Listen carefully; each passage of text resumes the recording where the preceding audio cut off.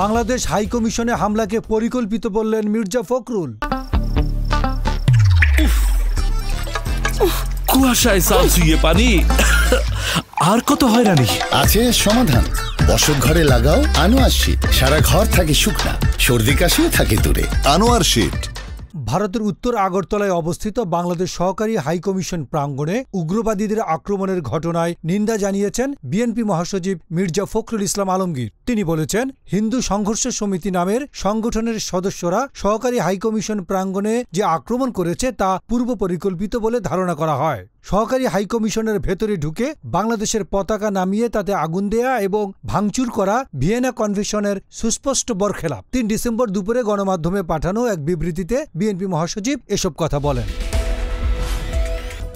মির্জা ফখরুল বলেন, ভারত সরকার ও ভারতীয় জনগণের প্রতি আমাদের অনুরোধ থাকবে যে আপনাদের অভ্যন্তরীণ রাজনীতির কৌশল হিসেবে বাংলাদেশে ঘৃণার ব্যবহার উভয় দেশের সম্পর্কে দীর্ঘস্থায়ী টানাপোড়েন সৃষ্টি করবে।